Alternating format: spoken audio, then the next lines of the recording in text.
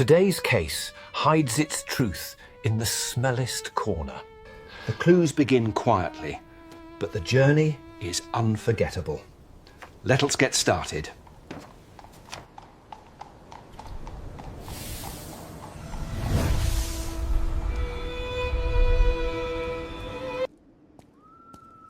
Some ghosts are not born of death, but of guilt that refuses to sleep.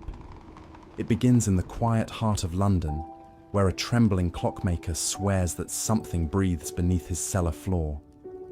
And Holmes, with his calm precision, must uncover whether it is man, machine, or conscience itself that haunts the house. Where are you tuning in from, and what time is it? Let me know in the comments. The hour is set, the clock is ticking. Let us follow the sound into mystery. It was upon a dreary October twilight that I found myself once again in our familiar sitting room at Baker Street, the fog pressing like a living curtain against the window panes. The fire glowed a deep orange in the grate, and Holmes, his long, lean figure bent over a retort and a clutter of glass instruments, was engaged in some delicate chemical experiment that filled the room with a faint, acrid scent. The steady scratching of my pen, as I made brief notes on a medical case of the morning, seemed almost intrusive in that stillness. It was one of those hours when London herself appeared to sleep, until from the street below there came the hollow echo of a carriage wheel and, moments later, a hesitant knock upon our door. Holmes looked up with that swift, hawk-like movement so characteristic of him. "A client, Watson," he murmured, setting aside his pipette. "You observe the rhythm. Uncertain, apologetic. We are about to meet a man at war with his own courage."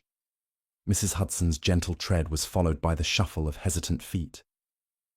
I remember the door opening to admit a small, grey-faced gentleman, whose entire person seemed to tremble with invisible vibrations, as though his nerves had been strung too tightly and might at any instant snap.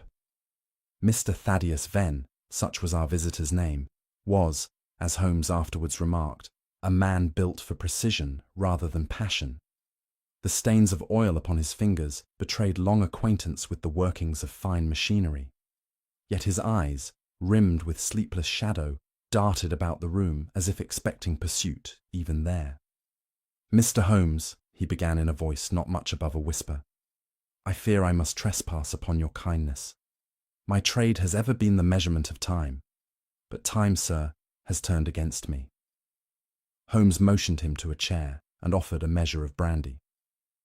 "Compose yourself, Mr. Venn," said he, in that quiet tone which could calm the most distracted of men. "Begin, if you please, at the point where your trouble first took shape." The clockmaker clasped his hands together tightly, the knuckles whitening. "It began 3 nights ago," he said. "Each night at the stroke of 12 I hear it.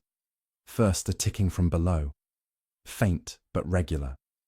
Then a whisper follows, low and close, though no soul stands near. The sound swells until it is like a sigh, human, but not human." His voice broke upon the word. "I have searched every corner of my shop, every gear and pendulum, and yet I find nothing. There is no clock in that cellar, Mr. Holmes. None. And still, it ticks." The effect of his recital upon me was most curious. I confess the image of that lonely man, surrounded by hundreds of obedient mechanisms, haunted by one rebellious ghost among them, sent a cold thrill through my blood. Holmes, however, regarded him with an expression of mingled interest and faint amusement. "A ghost punctual to the minute," he observed dryly. "You must forgive me, Mr. Venn, if I consider that peculiarity suggestive rather than supernatural." "But I have heard it, sir," Venn cried. "Heard it with these ears, felt it beneath my feet. My uncle died in that house, alone and at midnight." Holmes leaned forward, his eyes glittering. "Your uncle, you say? And this haunting began soon after his death?" "No, no," Venn replied.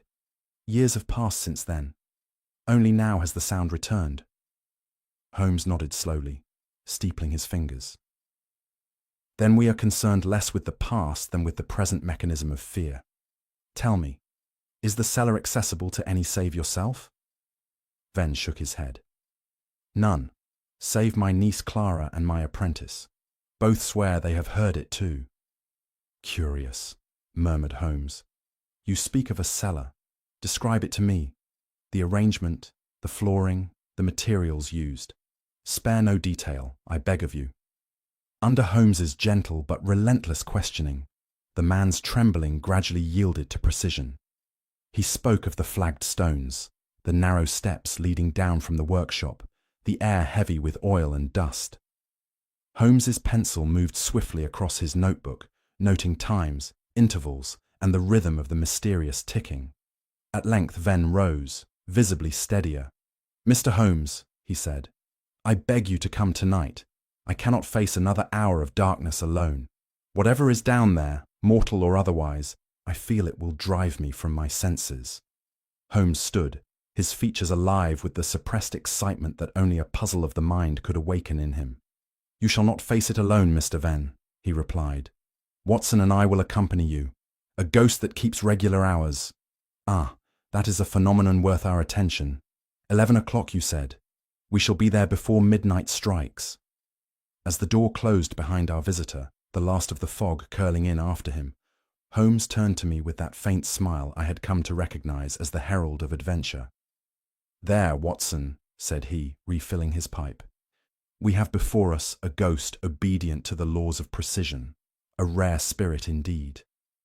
Let us see, before the night is out, whether time itself has conspired to deceive an honest clockmaker. And with that, the fire crackled anew. The fog thickened against the glass, and I knew that another case, strange, human, and inevitably tragic, had found its way to 221B Baker Street. The fog lay heavy upon London that night, coiling about the gas lamps and muffling the clatter of hooves as our cab wound its way through the narrow arteries of the city. I remember the rhythmic creak of the wheels and the smell of damp leather mingling with coal smoke, while my companion sat opposite me in uncharacteristic silence. Holmes's chin rested upon his clasped hands, his gaze turned inward, and the faint gleam of the street lamps played over his sharp, hawk-like features. He had not spoken since we quitted Baker Street, and though I had grown accustomed to these long intervals of reflection, there was something unusually intense in his abstraction that evening. I ventured at last a remark upon the peculiar nature of our case, but Holmes merely inclined his head slightly, murmuring, Clerkenwell, Watson, a district where time is both made and murdered. Let us see which fate has overtaken it tonight. Our driver drew up before a row of shuttered shops, their facades dimly visible through the shifting mist. A faint mechanical chorus rose above the hush of the street, the mingled ticking, chiming and whirring of countless clocks marking their several hours. Holmes alighted first, his tall figure half lost in vapour, and I followed him into the narrow entry of Mr. Venn's establishment. The door gave a reluctant creak as it opened, and instantly we were surrounded by a sound that was less a noise than a presence. The measured heartbeat of innumerable mechanisms, each alive in its confinement. Some ticked briskly, others faltered, but together they created a confusion that was strangely animate, as though invisible creatures breathed within their brass cages. Mr. Venn moved among them like a man walking through a dream. His lamp threw wavering shadows across the walls, and every pendulum seemed to shudder at our intrusion. The air was heavy with oil and the faint tang of metal filings. Holmes's keen grey eyes travelled slowly from clock to clock, noting their alignment, their differences, and, as I could tell from his expression, their imperfections. Remarkable, he said at length. Here time has neither unity nor peace. Each moment quarrels with its neighbour. The little man bowed his head. They were all in harmony once, Mr. Holmes. Since the noises began, nothing keeps its proper rhythm. I set them right each day, but by midnight the chaos returns. Holmes made no reply. He crossed to the workbench where cogs and half-dismantled escapements lay among curled filings of brass. A layer of fine dust covered the surface, except where nervous fingers had disturbed it. He ran a forefinger lightly along the grain. "You have not worked here for some days," he observed. I I cannot bring myself to stay after dark, Venn admitted. Something in the cellar calls up to me.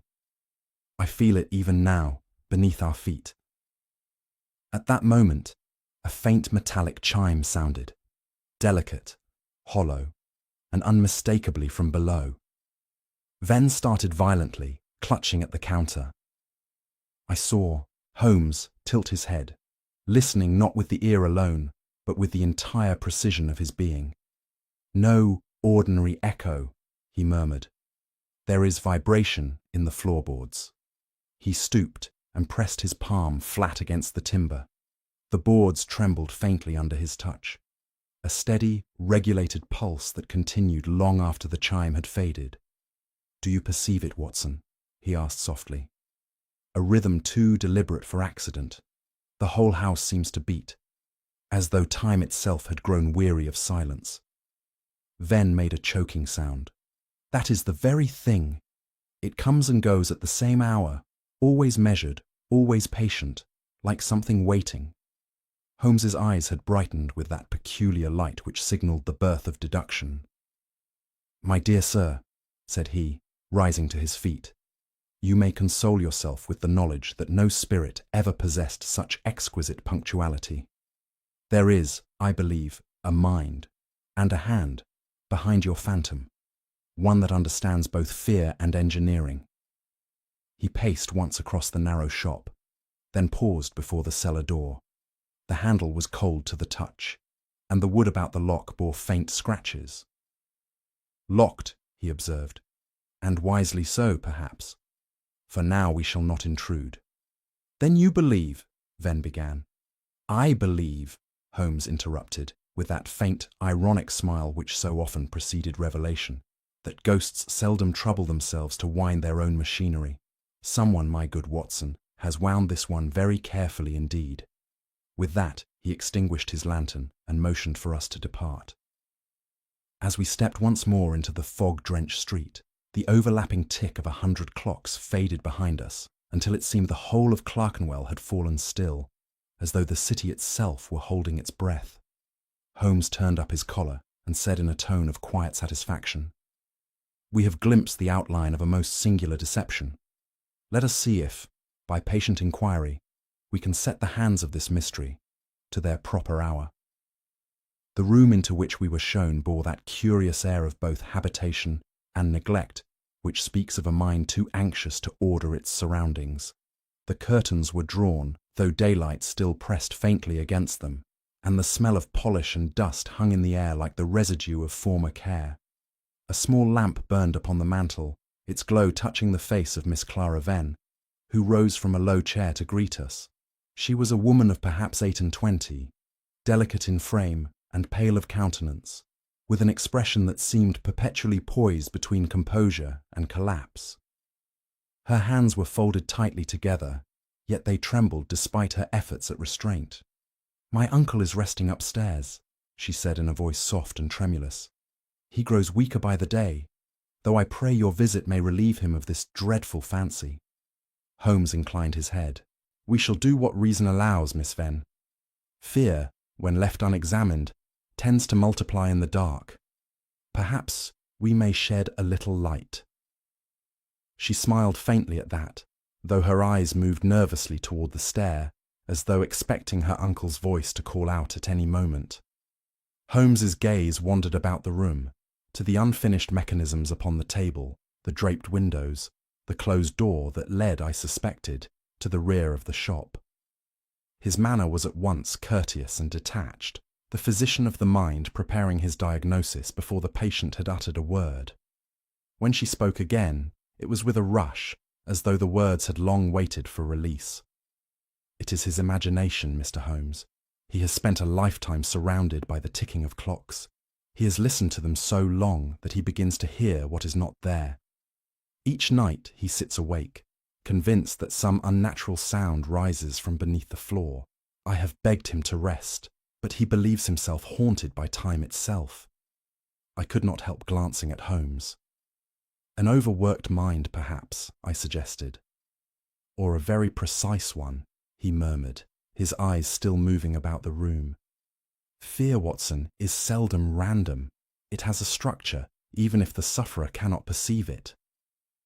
At that moment, a heavy tread sounded in the passage, and a young man entered, tall, broad-shouldered, his coarse hands marked by labour.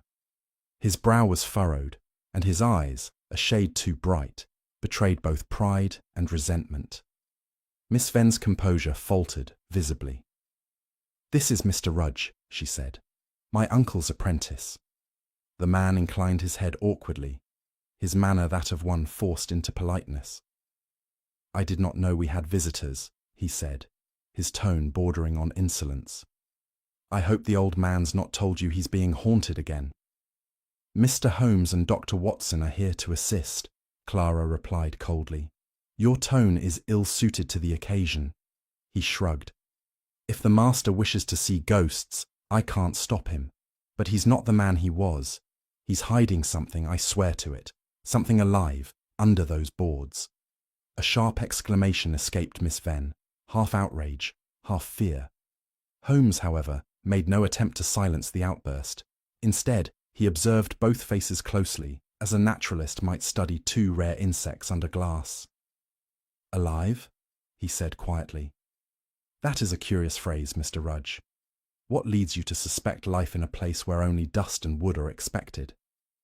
The young man's lips curled in a bitter smile. "Because I've heard it. A throb, like a heart. He goes down there after dark, and the next morning he looks years older. Ask her. She knows." Clara drew herself up, trembling. "You lie!" she cried. "You have been dismissed before for insolence. You hate my uncle because he trusts no one, least of all you." Holmes's hand lifted gently, and silence followed.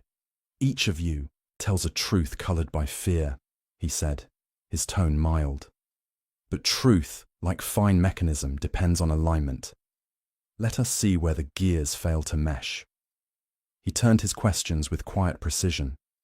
When had the noises begun? Who held keys to the cellar? How often Mr. Venn worked there alone? Clara's replies were fluent yet too careful. Rudge's bluntness had the ring of sincerity, but not of innocence. And as they spoke, I observed what Holmes had already marked. A flicker in Miss Venn's gaze each time the cellar was named, a momentary tightening of her fingers upon her sleeve. Holmes leaned back at last, his expression unreadable. "You have been of great assistance," he said pleasantly.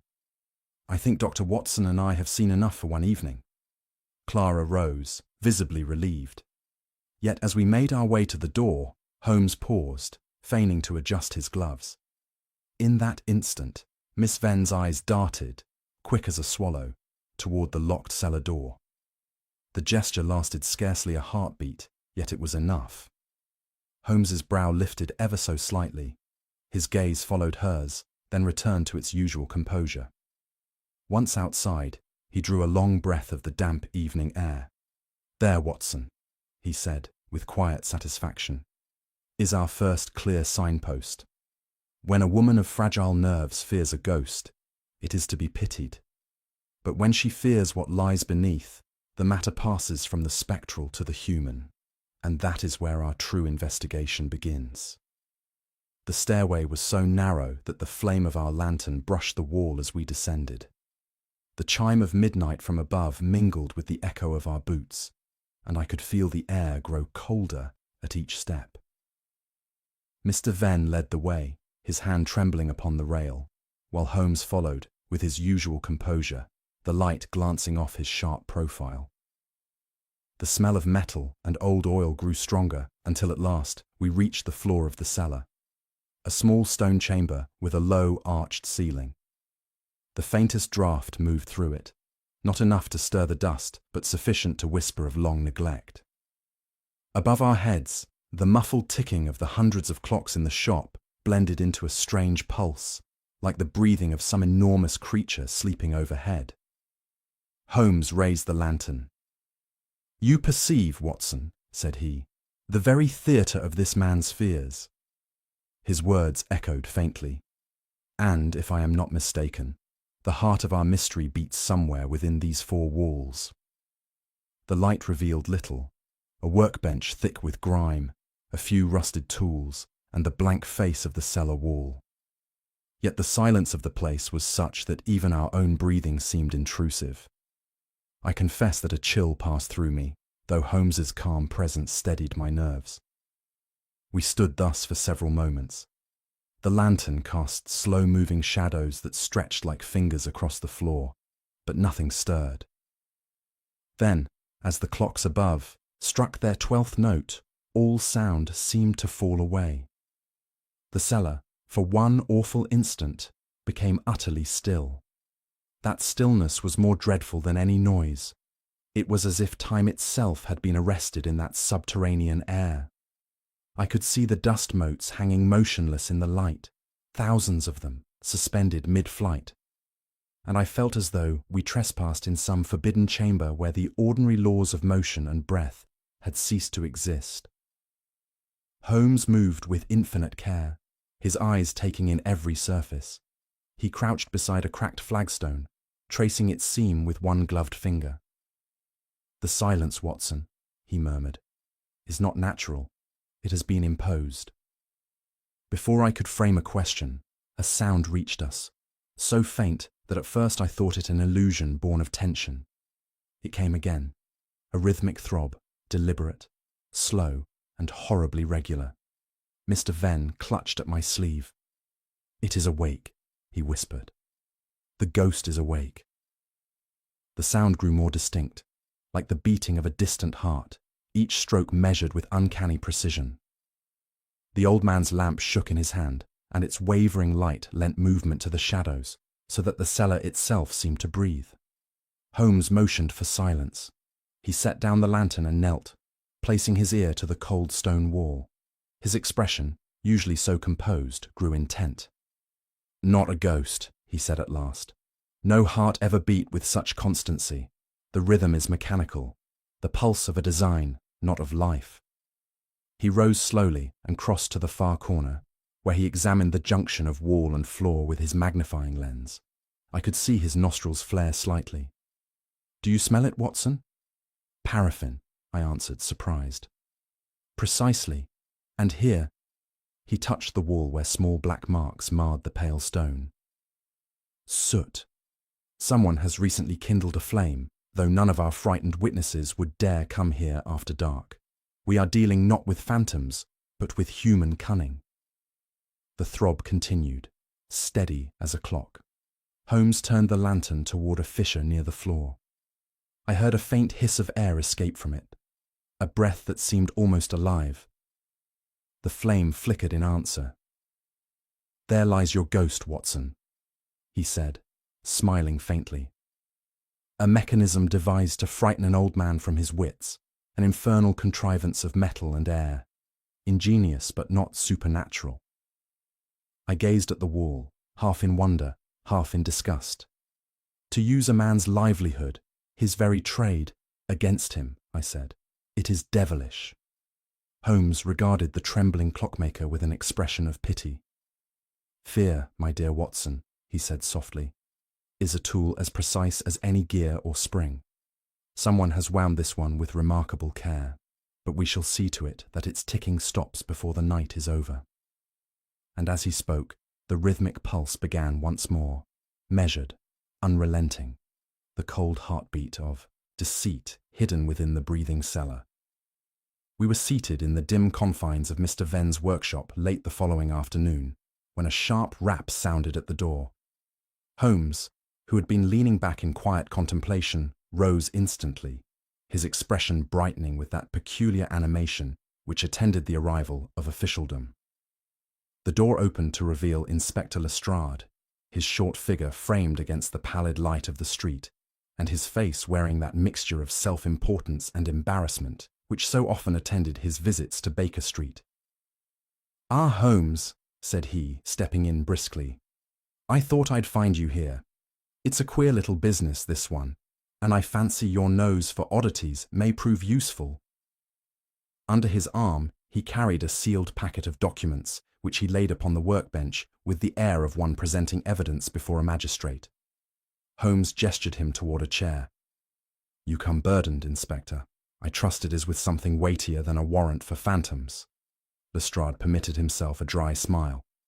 No ghosts this time, Mr. Holmes, though the living are strange enough. We found this among Mr. Venn's effects. He tapped the packet. A will of sorts, unsigned and peculiar. It bears the lady's name.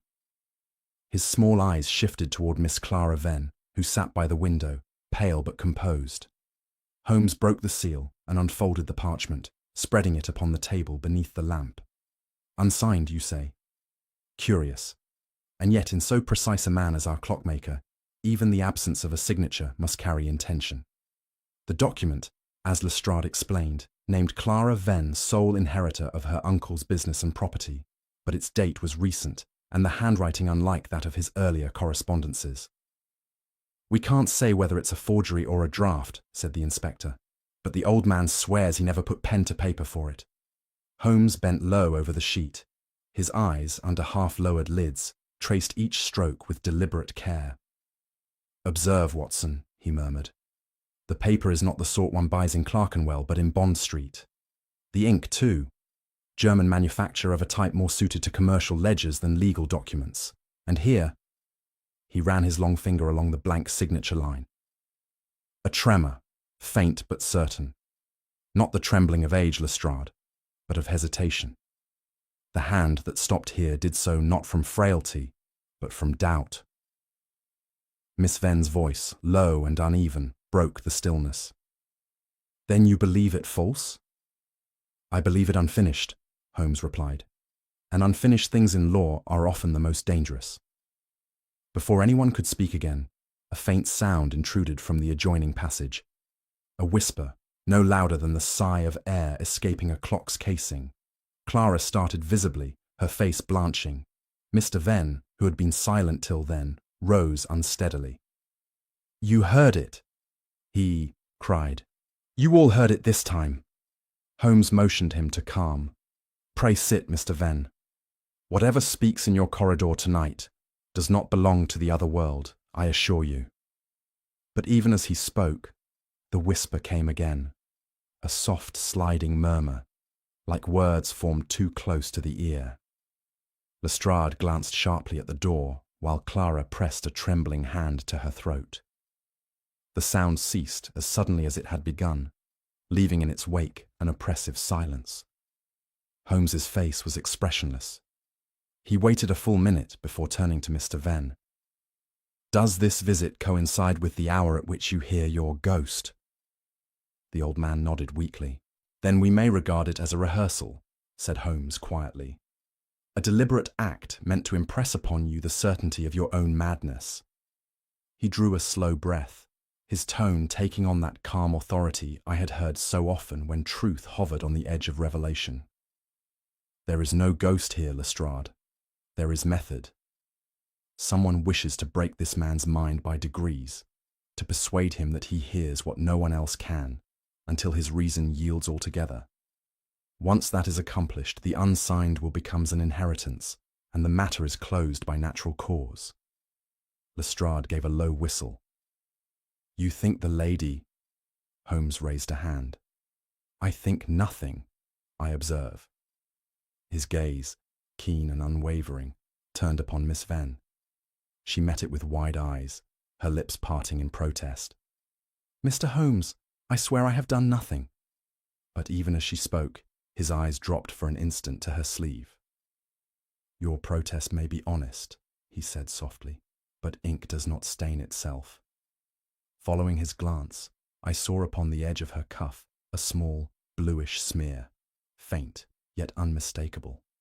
She looked down, saw it too, and gave a cry that was neither confession nor denial, only the sound of despair escaping pride. Holmes's tone remained grave, not accusatory. There, Watson, he said at last, lies the tragedy of our craft. We chase not evil spirits, but human frailty, and it seldom hides its hand as cleverly as it imagines. Clara sank into her chair, her face turned from us. Lestrade, for once, found no words. The clocks above us ticked on, unpitying and exact, as though marking the slow undoing of another guilty soul before the tribunal of time itself. It was upon Holmes's insistence, and despite the hour, that we once more descended into the clockmaker's cellar. The air was colder than before, and the weak flame of our lamp seemed swallowed by the darkness pressing in on every side. Holmes carried with him a small toolkit and a slender chisel, his eyes gleaming with that singular light of concentrated purpose which I had come to associate with the moment just before revelation. Mr. Venn followed reluctantly, wringing his hands and muttering under his breath of blasphemies best left undisturbed. I, for my part, could not repress a growing sense of dread, not of ghosts, but of the human ingenuity that so often gives them shape. Holmes examined each wall in turn, tapping lightly with the handle of his walking stick. "Fear," he said quietly, "is never without architecture. It must be built, carefully, secretly, brick by brick. Let us find its cornerstone." The rhythmic knocks echoed through the chamber until, at last, one corner returned a dull, hollow note. Holmes knelt, the lamplight catching the sharp plane of his cheek, and brushed away a line of dust from the masonry. "There," he murmured. "Do you perceive it, Watson? The stones breathe." I bent closer and felt upon my face a faint puff of air, not the cold, aimless draught of a neglected room, but a measured pulse, regular as a heartbeat. Holmes held a scrap of paper to the crack. It fluttered once, twice, and then rested motionless. "Artificial," he declared. "No natural fissure could exhale with such precision." He set to work immediately, the chisel biting gently at the mortar. The sound of it, steady and sure, mingled strangely with the remembered ticking of the shop above, until I fancied that time itself had come to watch our intrusion. With a final stroke, the stone loosened. Holmes inserted the tip of his walking stick into the gap and levered it outward. A panel fell away, revealing a cavity no larger than a child's coffin. The lamplight glinted upon metal within, brass gears and a series of narrow pipes that twisted like veins through the wall. Holmes leaned forward, his features illuminated by a strange mixture of triumph and gravity. "You see, Watson," he said softly, "even fear requires machinery." The contrivance, though small, was of remarkable complexity. A mainspring mechanism connected by thin rods to a bellows-like device which expelled air at measured intervals. A small weight, suspended by wire, oscillated gently, producing a low vibration that mimicked the pulse of a living thing. Holmes adjusted the lamp, studying each part with clinical fascination. "Ingenious," he murmured. "Crude in conception, yet devilish in its precision. Fed by a concealed clock, wound perhaps each evening, it releases bursts of compressed air and motion at fixed intervals. Observe how the pipes direct the flow beneath the floorboards, carrying the illusion from stone to air until the very house appears to draw breath." I confess I was struck speechless. Mr. Venn, however, sank to his knees, whispering a prayer of both relief and terror. "Then it was not madness," he cried. "Not my mind, but the house itself." Holmes closed the panel gently, his expression unreadable. "Not the house, Mr. Venn, merely the hand of one who understood how to turn your trade against you, to make a clock that imitated life. What more fitting torture for a man who has spent his own among timepieces?" He straightened, brushing dust from his sleeve, and for a moment his eyes softened. "There is artistry here, Watson. Wicked, yes, but art all the same. The intellect that constructed this device knew not only the language of mechanics, but of terror. It is one thing to craft a machine that measures hours, another to fashion one that measures fear." The air in the cellar grew still. The faint vibration dwindled, and the contrivance gave a final, reluctant sigh before falling silent. I could hear my own heart then. A reminder that life's true ticking cannot be mimicked by steel. Holmes turned away from the wall, extinguishing the lamp's flame, until only the faint gleam from above marked our way. As we climbed the steps, I found myself speaking low, almost to myself. To think that such cruelty can be engineered, wound like a watch, set to torment. Holmes paused upon the threshold. Cruelty, my dear Watson, is seldom spontaneous. It requires structure, a mind that arranges fear as another man arranges gears. He looked back once into the darkness, his voice echoing softly. Terror, after all, is but the clockwork of guilt set ticking. And with that quiet pronouncement, we left the cellar behind us, the last breath of the machine fading into silence, like time itself holding its breath at the close of a terrible hour. The cellar had never seemed darker. We had extinguished our lamp at Holmes's request, and for nearly an hour we waited in that subterranean gloom. Our only company, the chill of the stones and the slow ticking of our own breath. The scent of oil and rust hung heavy about us, and above, the faint murmur of distant clocks filtered through the floor like the heartbeat of the sleeping house. Holmes crouched beside me, his thin figure barely distinguishable from shadow, every muscle held in disciplined stillness. He had that air of tense repose I had seen in him before moments of revelation, like a bow drawn and waiting for release. "Courage, Watson," he whispered. "We are near the last stroke of midnight. When it sounds, so too will the truth." I nodded, though my mouth was dry. The silence deepened until even the faint drip of water somewhere in the wall ceased. I became acutely conscious of every sensation, the roughness of the flagstones beneath my hand, the dull ache of my knees, the faint throb of my pulse echoing in the confines of my ear. Then the house seemed to shift, as though drawing a long, reluctant breath. A single board creaked overhead. Holmes raised one finger, and the gesture was enough. I froze where I knelt.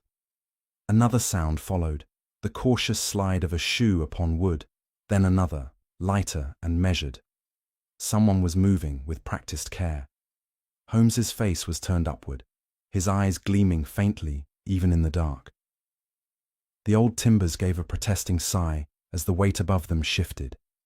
Then the muffled click of a latch disturbed the silence. We listened. The sound of soft steps crossed the shop, deliberate and unhurried. Then the faint rasp of metal against wood announced the opening of the cellar door. A cool draught descended toward us, carrying with it a smell of night air and the faint metallic tang of a lantern being lit. The glow reached us first, a narrow spear of light slicing through the blackness, quivering as it descended. Step by step, the intruder came into view, his face half obscured by the raised lantern. It was Henry Dalcott. There was nothing of fear in his movements. Rather, he had the precision of a man engaged in familiar work. Each step down the narrow stairs was placed with the balance of one accustomed to silence. In one hand he held the lantern, in the other a folded scrap of paper. His expression was fixed, intent, and entirely devoid of surprise, as though he descended not into danger, but into a task already rehearsed. He reached the cellar floor and paused, listening. Satisfied of his solitude, he crossed to the far wall where Holmes's earlier investigations had revealed the hidden cavity. I could see the light tremble slightly as he knelt, setting the lantern beside him. With deft fingers, he loosened the false stone and reached within, adjusting the delicate workings that lay hidden there. There was a faint metallic click, followed by the soft exhalation of air, the mechanism breathing again under his touch. "Alive once more," he murmured, almost tenderly. "As long as you tick, old friend, he will hear you." I felt Holmes's hand touch my sleeve, an injunction to wait. Dalcott now drew from his coat the folded paper, smoothed it on his knee, and slid it carefully beneath the loosened stones. The forged will, no doubt, the final stroke of a scheme built as precisely as the very clockwork before him. But before his hand could withdraw, the shadows themselves seemed to move. Holmes stepped forward, the sudden flare of our lantern dazzling in the confined space. "That will do, Mr. Dalcott," he said. The voice, cool and unmistakable, cut through the man's gasp like a scalpel through silk. Dalcott staggered back, blinking into the light, his hand still half buried in the cavity. "You he stammered. How long have you? Long enough, said Holmes. Long enough to watch you wind the ghost you created. For a moment, Dalcott's courage flared. He straightened, his tone turning defensive. You have no right, no proof. On the contrary, Holmes interrupted, his words sharp as frost. The air escaping from this mechanism bears the scent of paraffin used only hours ago. The forged will is damp where your hand has pressed it. And, he tilted his head slightly, the ticking you devised to drive a man to madness will, I fear, testify far more eloquently than either of us. The man's shoulders sagged. The lantern light caught the sheen of perspiration upon his brow. I only meant to frighten him, he said hoarsely, not to harm. He was bound to discover what lay beneath. I wanted him gone before he did. Before he uncovered your theft, said Holmes evenly. The embezzled funds, the missing bonds, the brother's silent knowledge. Yes, I have pieced it together. You hid the proof beneath the floor, and when conscience failed to keep you from ruin, you built a ghost to keep him from the truth. Dalcott stared at him, mouth trembling, every vestige of cunning drained away. It was clever, he whispered, almost to himself. Too clever. Holmes inclined his head. That is the usual fate of such devices. A man may imitate the pulse of life, Mr. Dalcott, but not the rhythm of innocence. In the end, the clock stops. The voice mechanism beside them gave a faint whir, then ceased entirely. The silence that followed was absolute. I remember the look in Dalcott's eyes, a mingling of relief and despair, as Lestrade, summoned by our signal from above, entered to take him into custody. As we ascended the stairs, Holmes paused, his gaze lingering upon the extinguished lantern below. A ghost of our own making, Watson, he said softly. It seems even time, when misused, has a conscience.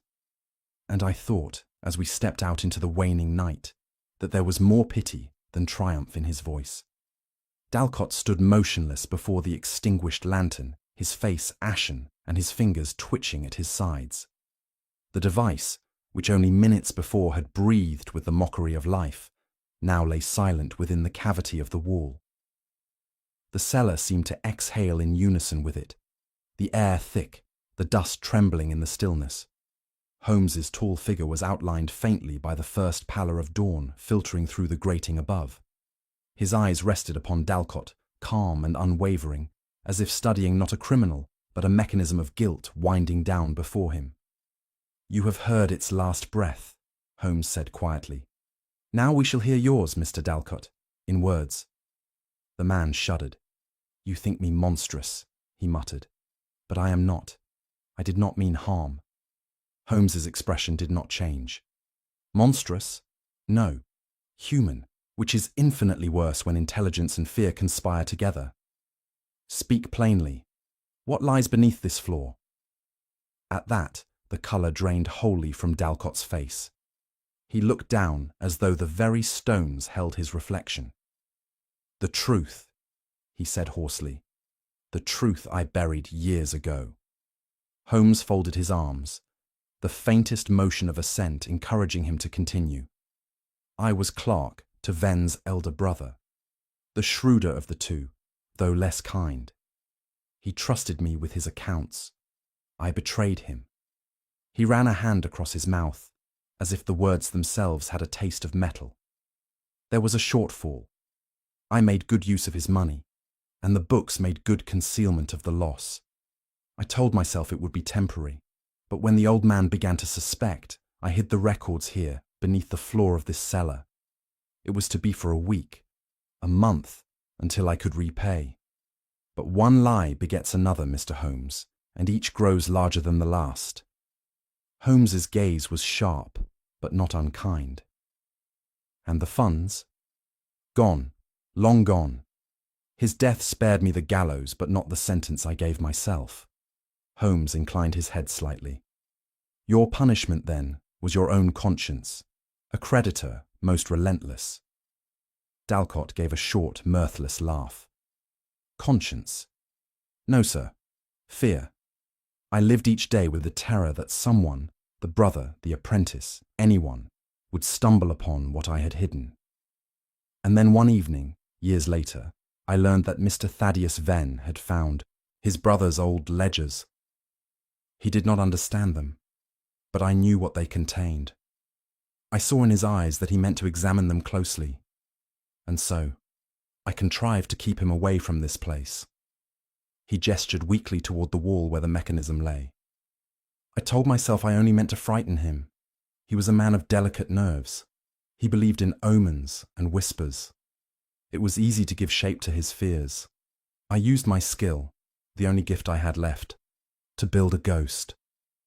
It was a piece of irony, you see, that a clockmaker should be haunted by the ticking of time itself. His voice faltered, and for a moment the cellar was silent, save for the faint scratching of a mouse behind the stones. Holmes regarded him with that peculiar detachment which often concealed his deeper sentiments. You constructed this contrivance, this mimicry of life, to spare yourself exposure. Dalcott nodded. To spare myself the shame, to drive him from the shop before he could dig here.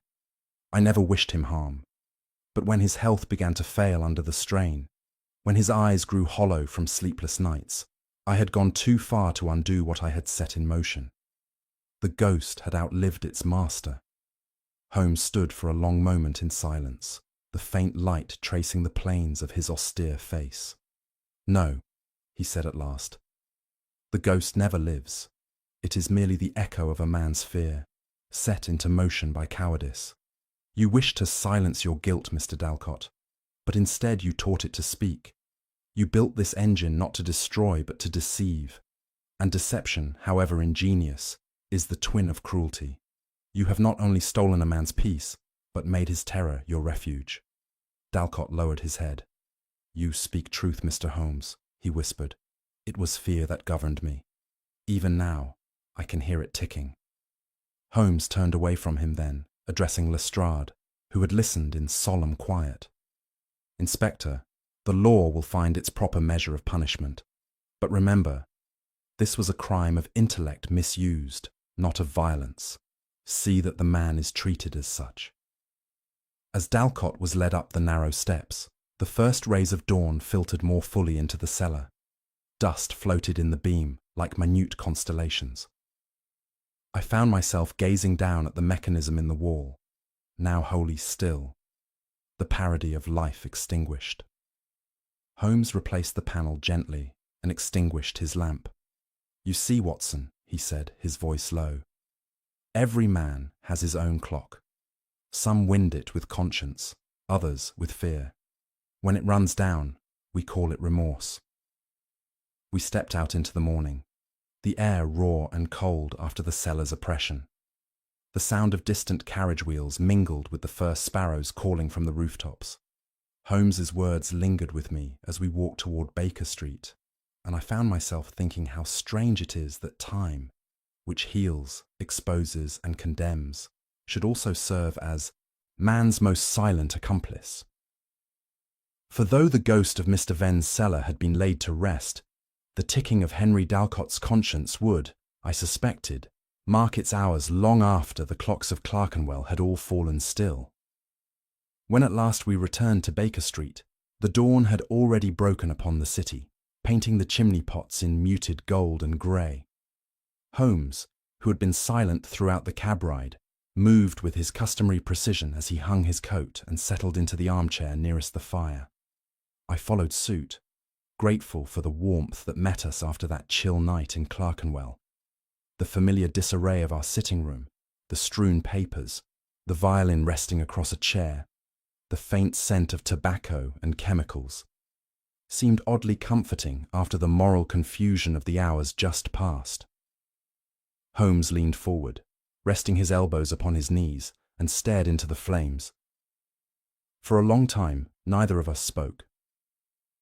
The fire cracked softly, and the rhythmic tick of the mantel clock marked each passing second with almost insolent composure. I poured out the coffee and placed a cup beside him, but he did not stir. There was a weariness about him that went beyond the physical. the kind of fatigue that follows an encounter not with danger, but with human frailty. At length, when the breakfast things were cleared away, I seated myself opposite him. The silence persisted, not oppressive, but contemplative, as though the very air of Baker Street were taking stock of all we had witnessed. It was remarkable, I thought, how swiftly a house accustomed to crime and conjecture could return to domestic tranquility. Outside, the rattle of carts and the cry of a milkman filtered faintly through the window, yet within, the only sound was that steady, unrelenting clock. It was Holmes who finally spoke. "Tell me, Watson," he said quietly, "do you believe in ghosts?" I smiled faintly. After what we have seen tonight, I could almost forgive those who do. Holmes regarded me over the rim of his cup. "You mistake my meaning. I speak not of apparitions in winding sheets, but of those spectres which haunt the mind. The most persistent phantoms, my dear fellow, are of our own design, guilt, regret, fear. Men speak of haunted houses. They forget that the human conscience is the most haunted dwelling of all." There was no theatricality in his tone, only the calm of one who has peered too long into the machinery of the human heart. "Dalcott's ghost was mechanical, yes," he continued, "but it served its creator as every true ghost does, as an echo of guilt returning upon itself. The dead brother needed no revenge. Time, in its steady way, had built one for him. I considered this in silence before venturing. And yet, Holmes, is there not in fear some measure of virtue? It restrains the passions of men, if only by dread of consequence." He smiled then, that fleeting, ironic smile which so often accompanied his sharpest thoughts. "Fear, my dear Watson, is a poor guardian. It may stand watch for a time, but it is easily bribed by necessity or dulled by habit. Only conscience endures, that uninvited guest who neither sleeps nor accepts dismissal." He gestured toward the clock above the mantel, whose pendulum swung with tireless regularity. "Observe, Watson, that old companion of ours. It lies to no man. It makes no excuses, forgets no hour. The thief and the saint hear it alike, and in its rhythm is the one impartial witness this world affords. Time neither accuses nor absolves. It merely records." I followed his gaze, watching the pendulum's measured arc. The room was quiet save for that sound, a sound so constant that it had become invisible to our ears until Holmes had drawn attention to it. There was in its steady beat something both merciless and reassuring, a reminder that all things, deceit, fear, and even revelation, pass in their appointed order. Holmes drew his chair nearer the fire and stretched his long fingers toward the warmth. "You see, Watson," he said, "we spend our lives devising ghosts to frighten away truth. But truth, like time, cannot be banished. It will return, quietly, punctually, and without apology." As the hour struck, the deep chime filled the room, rich and deliberate. Holmes leaned back, closing his eyes for a moment, as if the sound confirmed his thought. I turned to the window.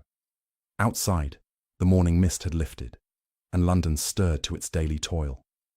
And so ended the curious affair of the Clockmaker's cellar, a case not of spirits, but of fear wound into flesh and steel.